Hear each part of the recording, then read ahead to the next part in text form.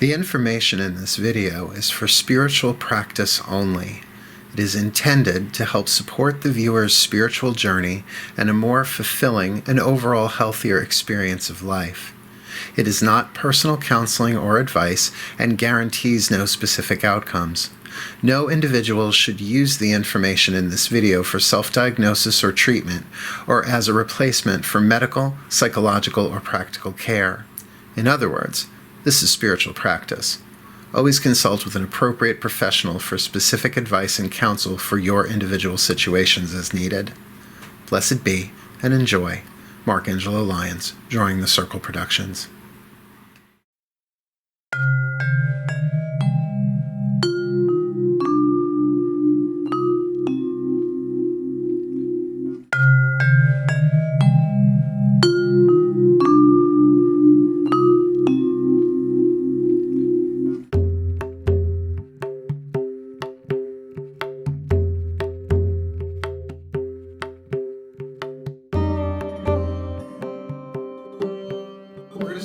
Because we always do. I did do a series called Prayer a couple of years ago. Nobody came. You say the P word, people have these flashbacks, I guess, to be made to pray. So it didn't work too well. But meditation people seem to be into. But I do like to say a prayer, so at least I have the opportunity to surrender everything I think I'm going to talk about to something higher, and they can order it for me. Cool. So please make yourself comfortable. This isn't going to be terribly deep.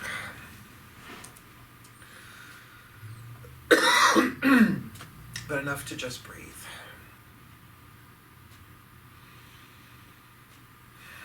And just be present on the inhale by being aware of your breath. On the inhale, you really come into the present moment.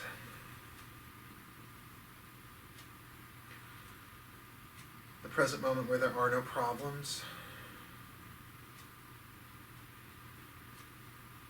The present moment where past and future are just thoughts. Thoughts that can easily be exhaled.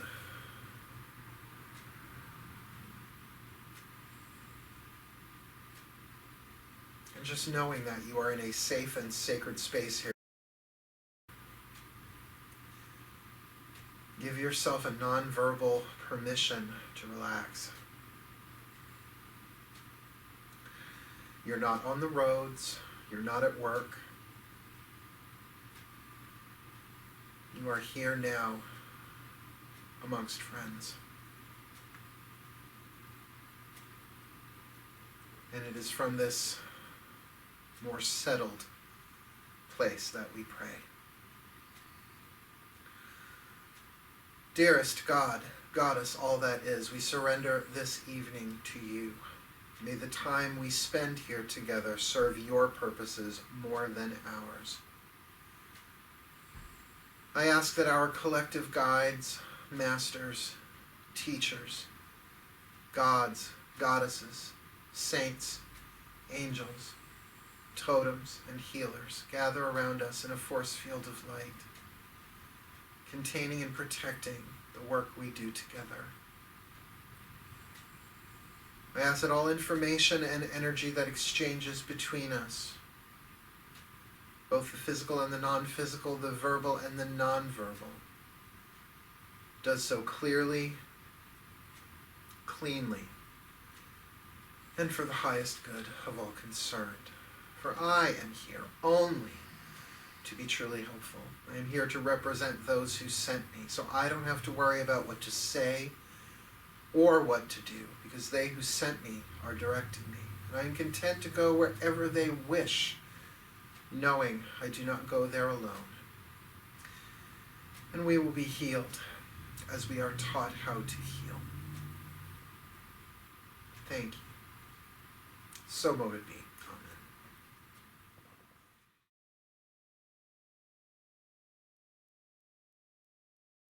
Now, I usually differentiate the difference between pain and suffering.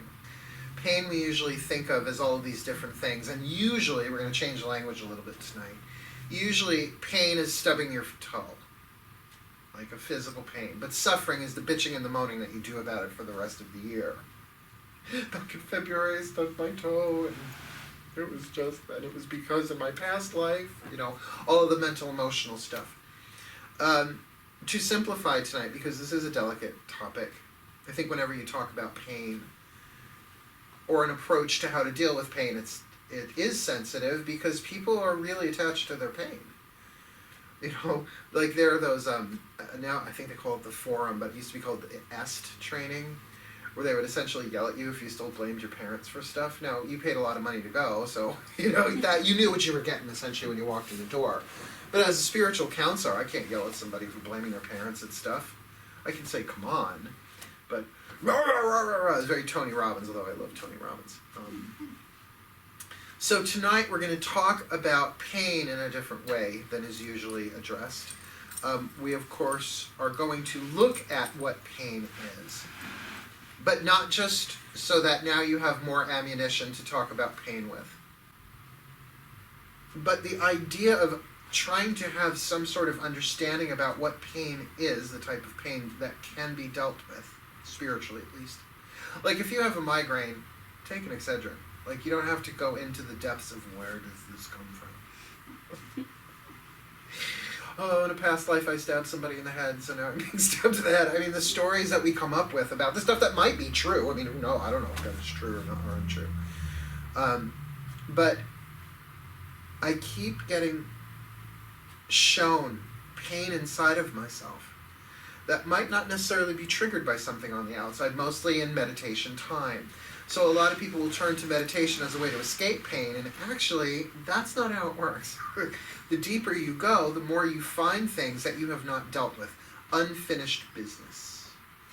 And I joke about this, but at 4 years old, it would have been nice to turn to my father and say, Father, I think you're projecting something onto me. But no, 4-year-olds just take it in. I'm bad. You're yelling at me. You're the God figure in the house. So I must be bad, evil, wicked, mean, and twisted. And what are you going to do? Talk that out? He goes to therapy at 4 years old. Excuse me, I have to make a phone call. I have to call my therapist. We didn't have speed dial. So I want to talk a little bit about pain and then really guide us into a place where that we can do something with it in terms of alchemy. Now, alchemy, it's called Alchemizing Pain tonight. I rarely come in with a subject, but today I did. Because it's dark moon. Alchemy is a very, very interesting thing. A lot of it is fiction. Like a lot of what you read about alchemy, it tends to be a bit fictional. But the most common thread through most alchemical teachings, as well as fiction, is this idea of turning base metals into gold. Now, back in, I believe, the Middle Ages, there were alchemists, professional alchemists. And a lot of them got locked up by the kings and the lords because they wanted them to figure out how to turn base metal into gold to make them rich. Now, obviously, if that had worked, gold would be everywhere. Like, I'm sure there's a planet somewhere where they have no sand, and if they came here, they'd be like, there's sand everywhere! There's a land full of sand! Like, that would be their gold. It's symbolic anyway. Gold, in other words, is a base, as any kind of metal. It doesn't really have any more intrinsic value than lead. We give it that meaning. But in the case of alchemy, the idea of turning base metal like lead into gold is symbolic. There is such a thing called spiritual alchemy.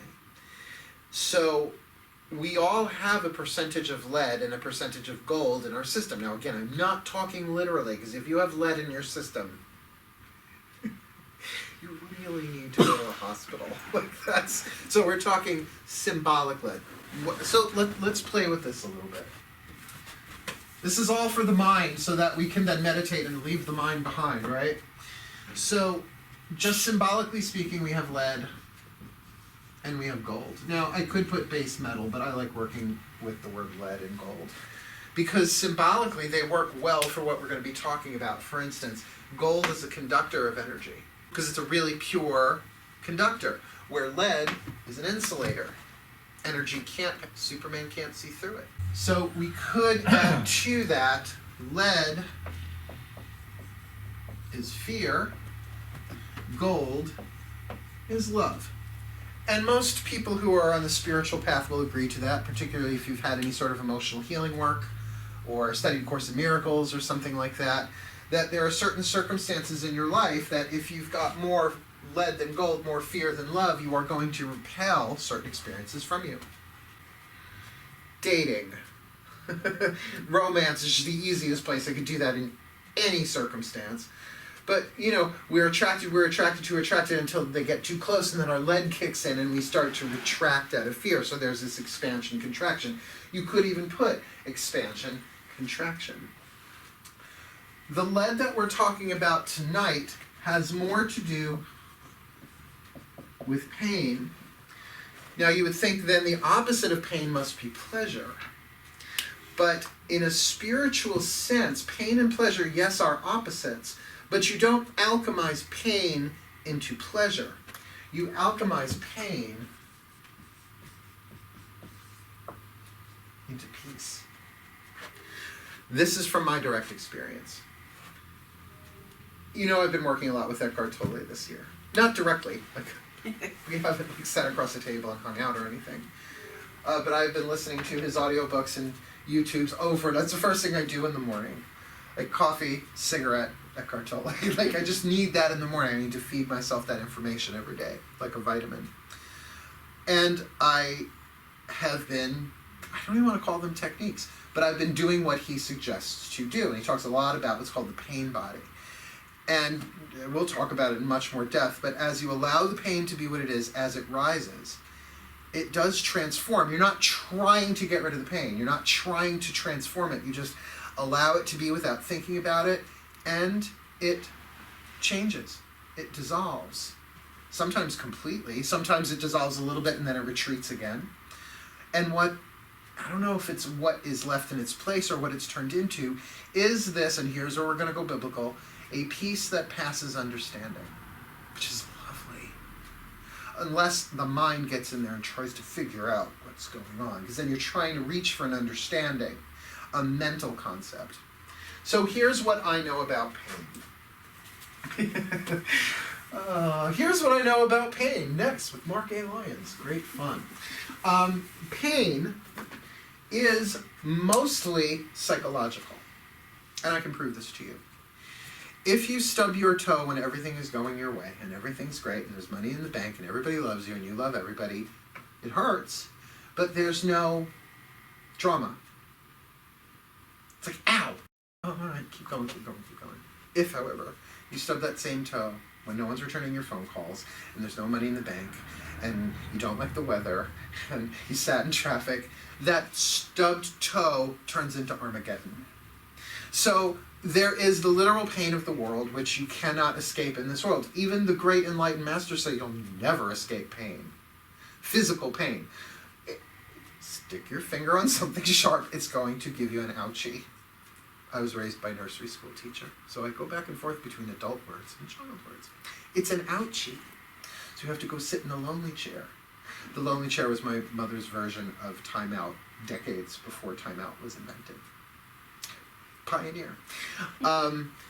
So the thing about pain being alchemized into peace is that there has to be a willingness to not just heal, but to allow something that is simultaneously a part of us as well as larger than us to do what the mind alone cannot do. Truth of the matter is it's the mind that needs healing. So trying to use the mind to heal the mind is like putting the fox in charge of the hen house. Psychology has done us a great service and simultaneously a great disservice by labeling things. Oh, you have this. Oh, then you can give me meds for it. Except, and look, I have nothing against people being on their meds. Stay on your meds. Please do your favor, stay on your meds. But I also think that they become crutches. And not that there's anything wrong with that. If your leg is broken, you need a crutch. But when 30 years has gone by, and you're still talking about that pain, you have formed an identity around it, and here's why. You ready for some genius art skills? This is what I'm really known for. The human being, yay! Should have gone to FIT. The physical body that you're aware of. But we have more than just the physical body. We also have the emotional body, we have the mental body, the spiritual body. If you study that kind of stuff, each chakra, in a sense, governs a different type of energy body within your physical system. But Tolle identifies something called the pain body. The pain body is an interesting thing. It is the collection of your personal pain, so there's a part of it, I gotta draw the planet underneath. Again, oh Mark, why didn't you become a visual artist? So you have your personal pain, which is made up of all of your unprocessed stuff. More on the lead side of the scale. I've never known anybody who had to process their joy. Oh no, I'm having trouble handling all the joy in my life. When have you ever heard that?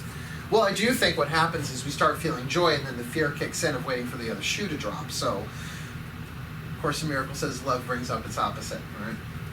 So, of course, there's personal pain.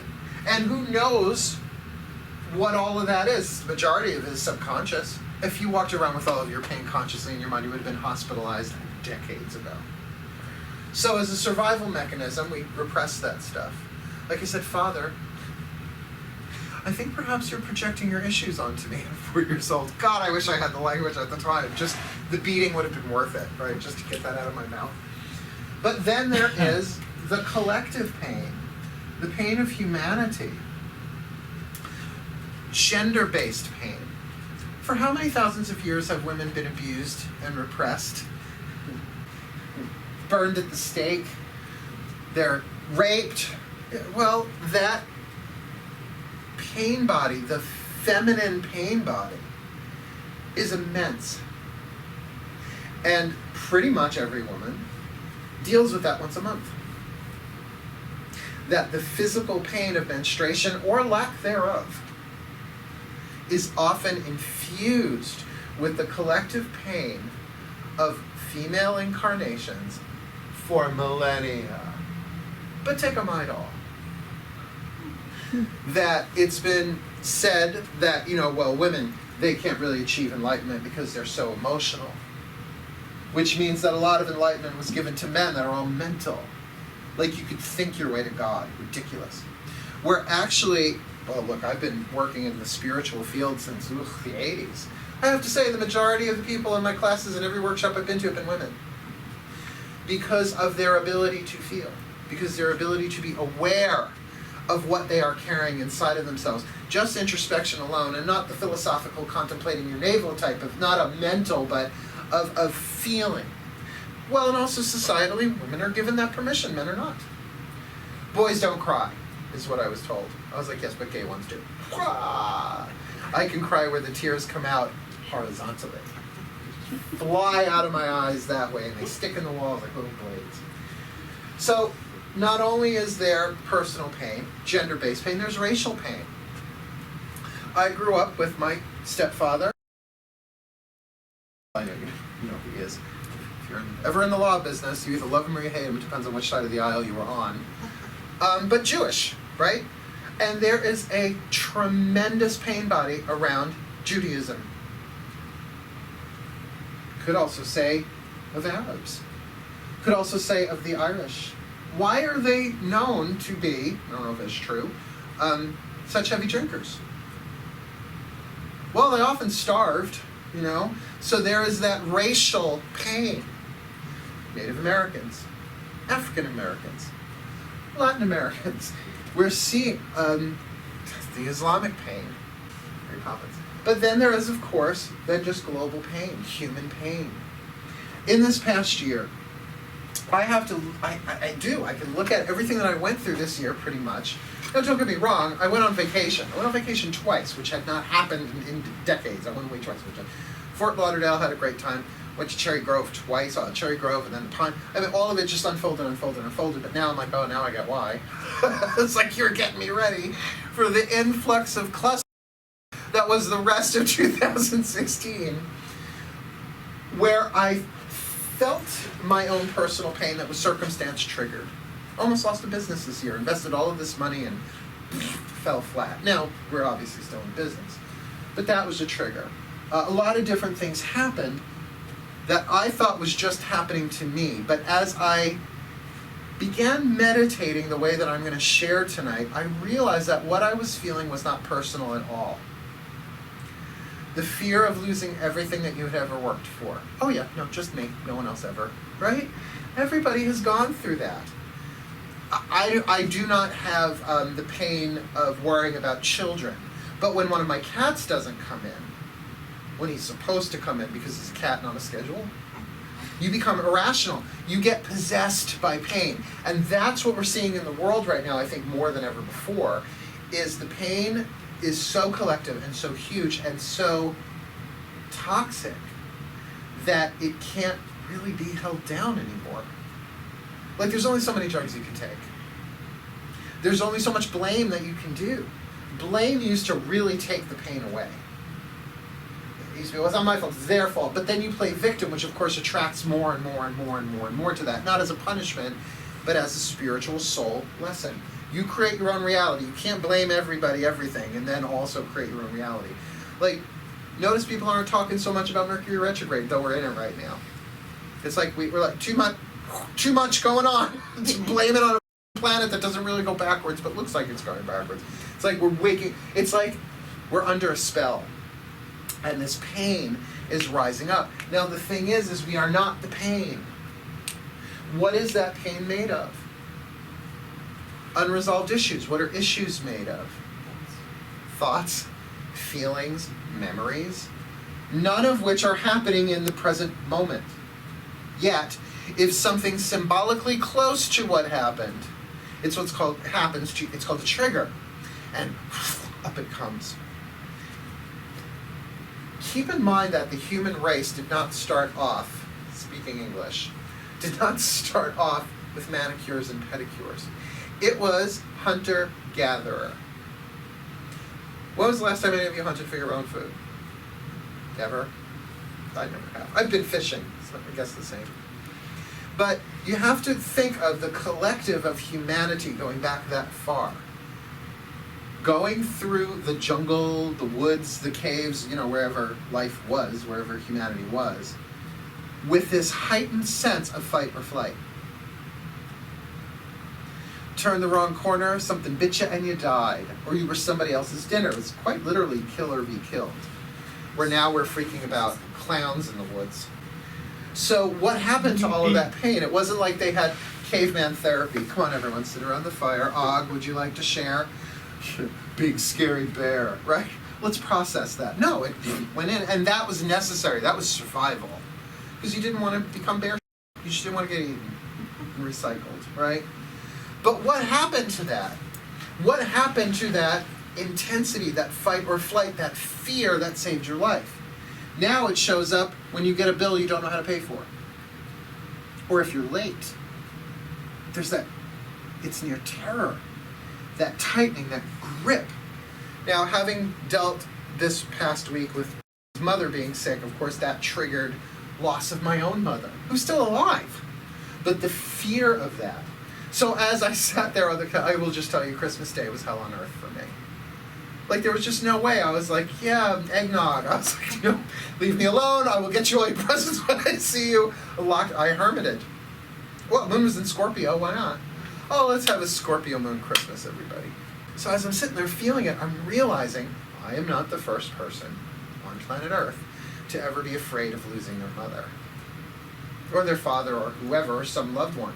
So as I was feeling that, and as it's coming up, my soul is saying, this is completely irrational, don't try and understand it, just let it be.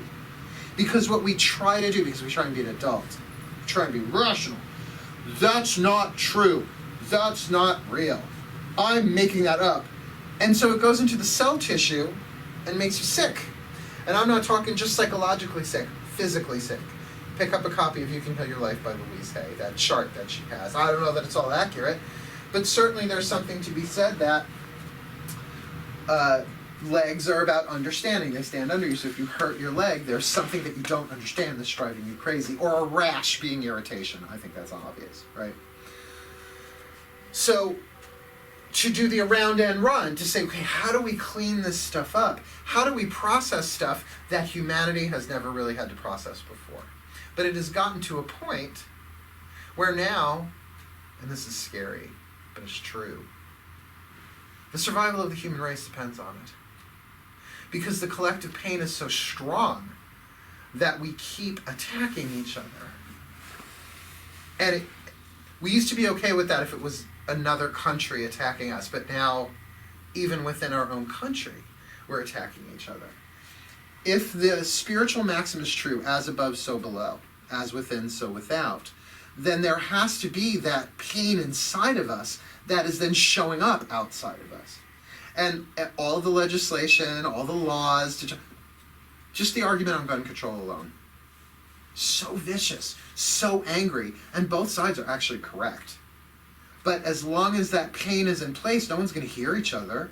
Even if they both have a perfect way of doing it, they're not hearing each other because the anger and the rage isn't about guns.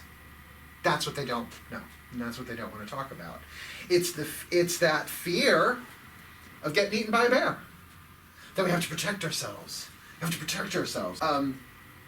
So it's not like we're going to call a session of the UN and say, okay, everyone, this is Eckhart Tolle. Eckhart would like to talk to you for a few minutes about transmuting the global pain so that we can ensure the survival of the human race and become more love-based.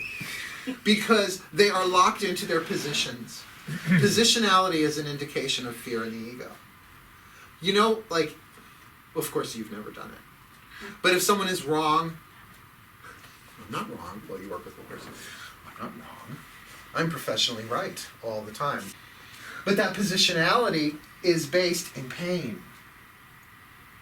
So, obviously, since we're not going to get everyone to Om, there's no place like Om. We're not going to get everybody to, like, world peace meditation and forgive each other in this one grandiose moment, that it's going to take individuals.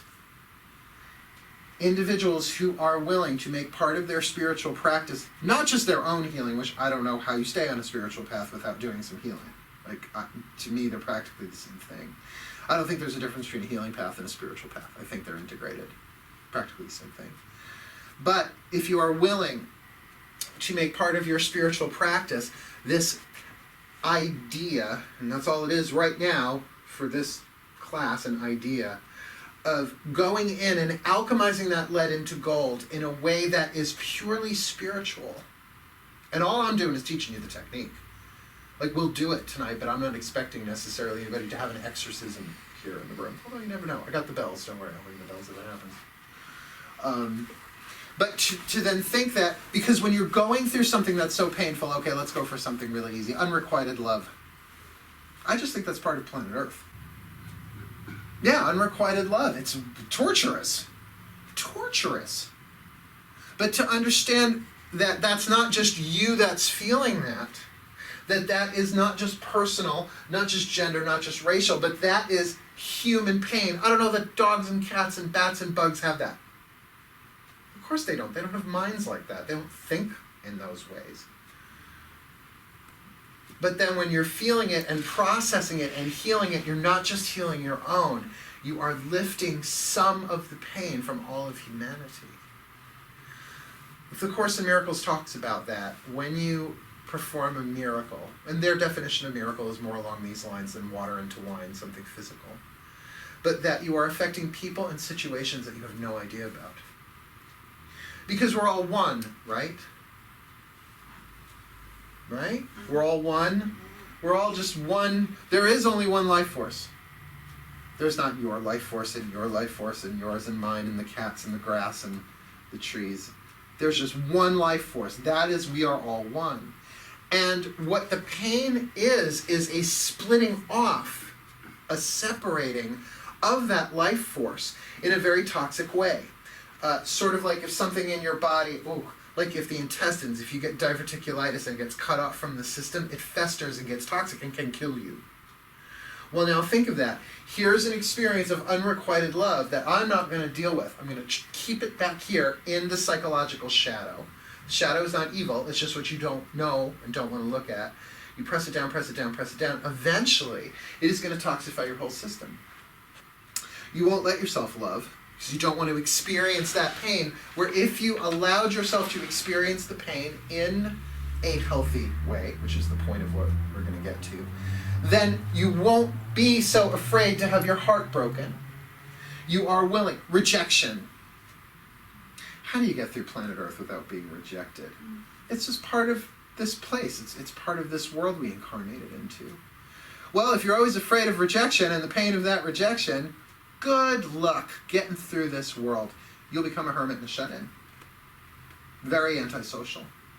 Because you're already dealing with the pain, although you're not really dealing with the pain, so the idea of adding to it, and yet every time that it pops up and you feed it, and it feeds on you, the pain body is, I'm going to use the word like a demon. It is. Hides in the shadows until you have a weak moment or something gets triggered, and then it takes over. And afterwards, we all say the same thing, I don't know what came over me. That's why my joke lately has been, have you ever said or done something when you were afraid or angry that you eventually regretted? Everyone has done that. Have you ever watched a little sweet, innocent child, 3-4 years old, all of a sudden turn into a demon? like that fast. And like, what happened? Now again, I don't have kids, so I don't know. You know, what triggers that? The what? They didn't get the candy they wanted? It's not about the candy. Here's also what I've learned. So here's Mama, Papa Pain. Here's little baby Pain. Another human being. But the child of this one. When we're children, we're energetic sponges. And that pain easily transforms and is absorbed by the child. But it's an energetic dynamic, not purely a psychological one. If psychology was enough to exorcise the demons, we'd be healthy by now. So just being able to say, oh yes, I absorbed my father's fear of this or that or this or that, is a mental label that we put on something that may explain it, but what do we know? It doesn't alchemize it. It's still pain. I have to say, in my line of business, I've worked with people who the first things out of their mouth, by the way, I was abused as a child. Like, hello, my name is Mark. Hi, I was abused as a child. What a very interesting name. Is that European? It's like the first things out of their mouth, that they are identified with that pain. It has become who they are. Now, that's nothing to make fun of. I just think it's funny when you see it a lot. Mm-hmm. But it's showing you that there is this symbolically demonic presence, like a leech, that's feeding off the life energy. It's very vampiric. It's very parasitic. So what do we do about that? Well, how does blame work? How's that go? How's that go? All blame does is puts the problem outside of where we can do anything about it. How about confronting it? How's that go? Did you ever confront an angry family member?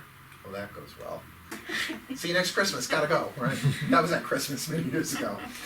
So what we're going to do tonight, and we're not going to do it all in one grand meditation lasting an hour and a half. We're going to do this in little pieces. We're going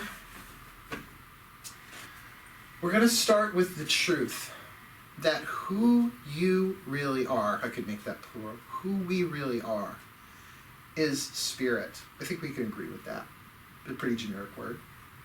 Spiritual beings that took on a body, yes, if you're in the room, has a mind, has emotions, has desires, but is not the body, the mind, the emotions, or the desires.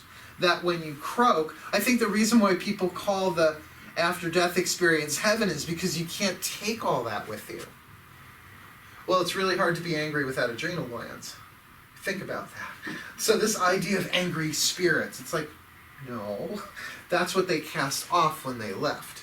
That the soul carries the lessons, but not necessarily all of that pain, although it might. But then again, you can incarnate into racial pain, gender-based pain. So whenever you come in, you are given an allotment of pain that is both personal, genetic, racial, as well as we add to it. Easy to add to the pain of the world. Very easy. Hatred is feeding the pain body. So I want you to think of this body, this energy body, that is actually within you, that hides, like a moray eel, until it sees something worth feeding on, and then it goes for it. Then you can begin allowing the moray, that's a moray.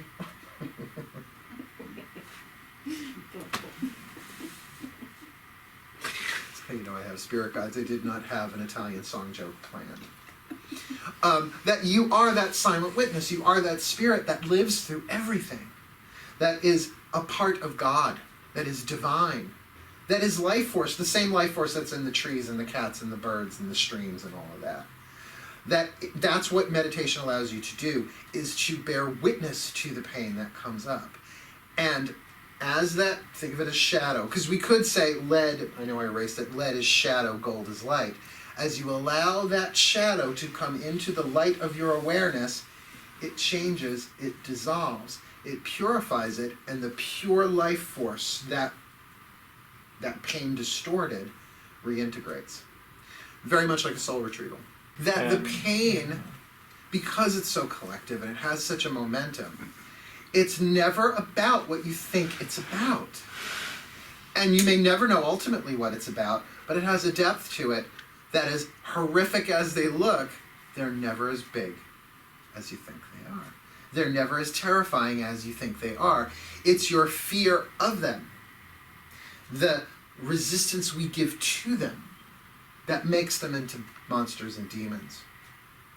Where for me to sit there on the couch, and I don't mean, look, like I said, I don't cry, I don't like theater cry. I ugly cry. That's why no one will ever see me cry in public. Even if someone like gave me an award on TV, I'd be like, thank you so very much. Get off stage and fucking cry. My face folds in four. It's scary. I'm a scary crier. But to allow that to come up, allow it to be, and here's what I learned from Eckhart Tolle. Now look, Power of Now is amazing, New Earth amazing, but he has one that's called Living the Liberated Life, which is just about the pain body. It's an audio, it's really good. That to meditate, not meditate upon, not contemplate what your pain is, but to allow it to come up, it alchemizes without you doing very much. But here's the trick. You don't feed it thought. That your awareness is not thought. Your awareness is awareness. Put your awareness into your right foot. Okay, now you're aware of your right foot. 5 minutes ago you were not. So did you have to think about your right foot, or did your awareness go to your right foot? All right, left butt cheek. That's not, okay, now let me move my focus there. No, it's faster than thought, awareness. That awareness without the thought, the emotion, the pure witness is unconditional love. That's unconditional love. It's unconditional acceptance. You're allowing it to be, as long as you get that pain is not you. It's not you. It's a separate thing that really has no life without you, but that doesn't make it part of you. Like cancer. Cancer is made from your own cells, but it's running its own program. It's like an entity living on its own agenda and stealing your energy as you go. So, any questions on this stuff?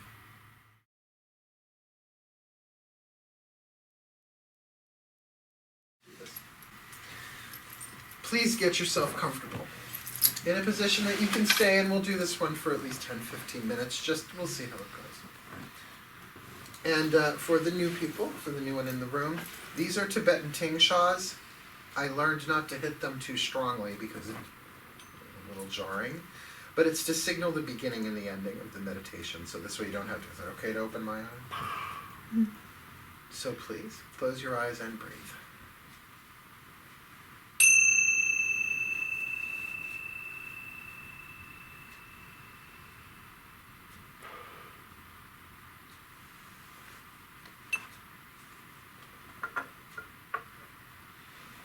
And focus on the breath.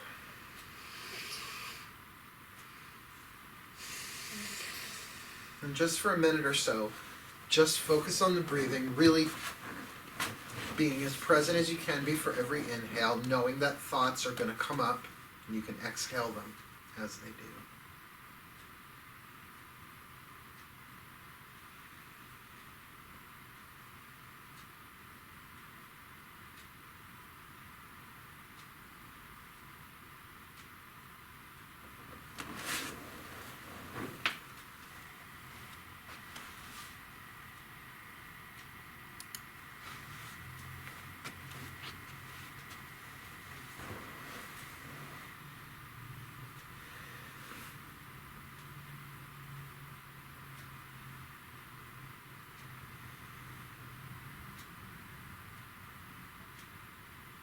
And whatever thoughts come up, just notice them and exhale them.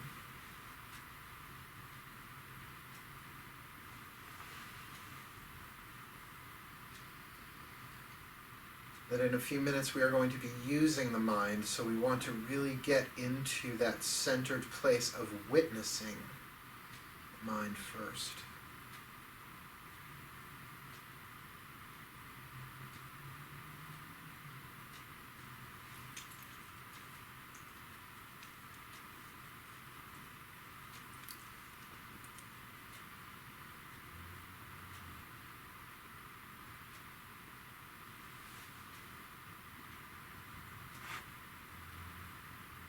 You may notice with the focus on the breath in the present moment that the thoughts do begin to subside.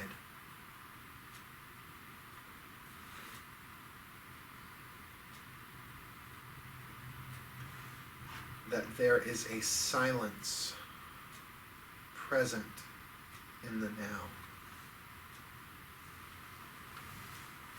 Regardless of the sound of the clock ticking or the cars driving by, there is an internal silence that's always there beneath the surface.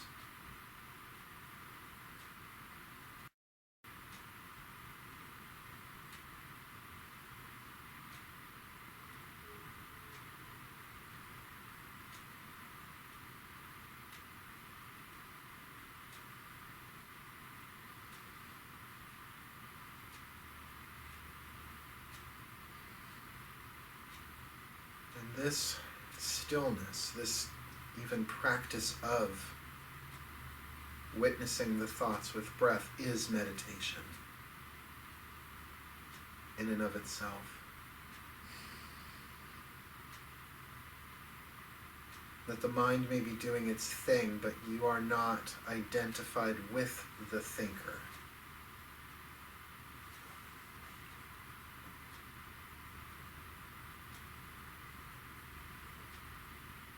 And really, this is enough. It may not be dramatic, but it is calming.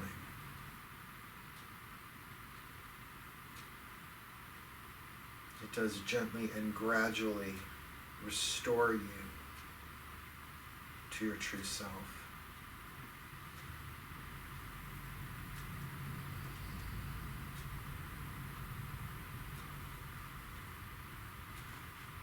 Now, to use the mind as the tool it is, I would like you to pick something in your body that you think of as experiencing pain, even if it's not experiencing pain right in this moment. For myself, I have something that goes on in my lower back. Even though I am supported in this chair and comfortable, I know that my mind can choose that area. So I'm going to now use the mind to identify that area, or whatever area you choose, whatever part of the body, and now direct your awareness there, then drop the mind.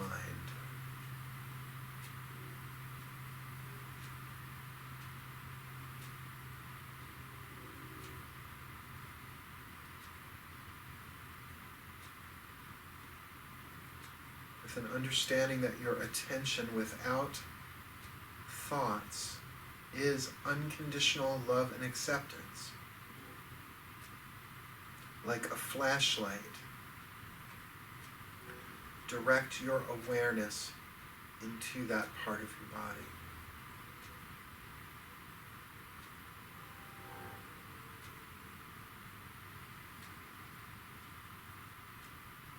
And just notice what it does.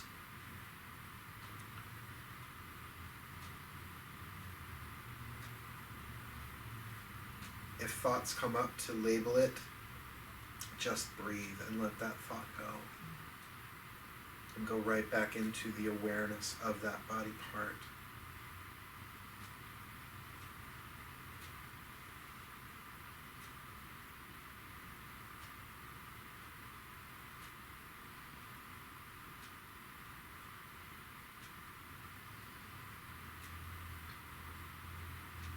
may become aware of emotions connected to that body part.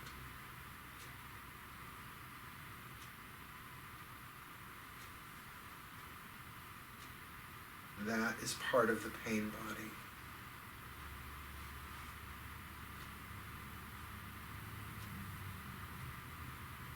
You're not talking to it. If anything, you are listening to it.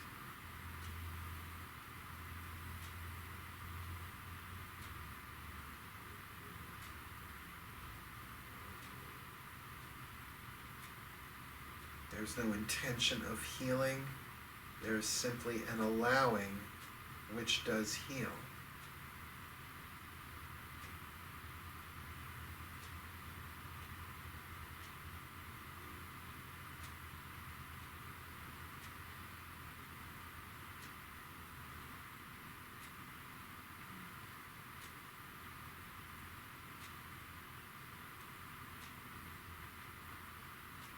The emotions within the physical pain might even bring up words, thoughts,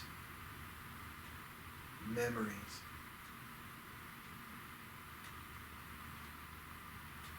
Just allow it all to be as you give it your undivided attention and presence.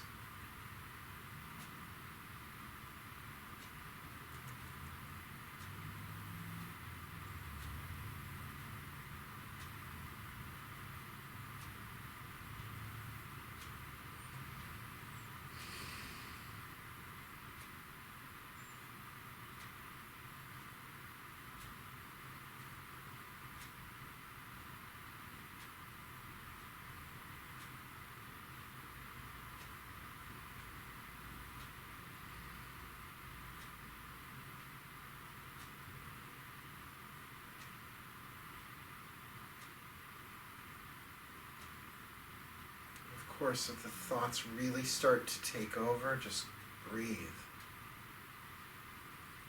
Return to presence, return to the present moment, and draw your attention back there.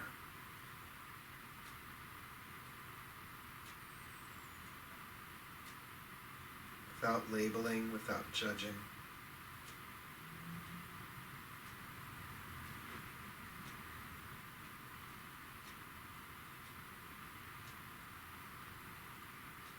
Without reasoning with it. Just allow it to be.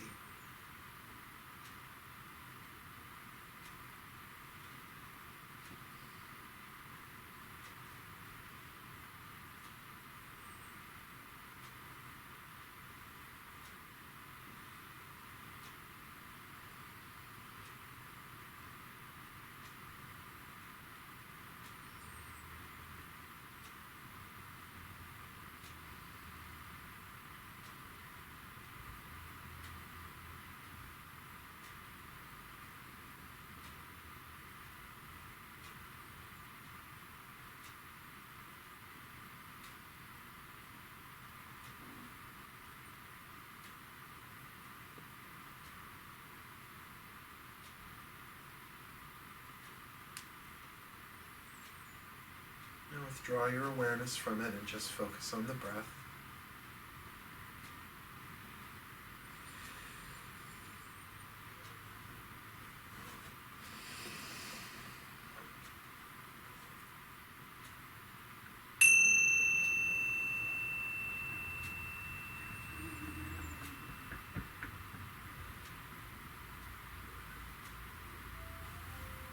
And gently, gently, gently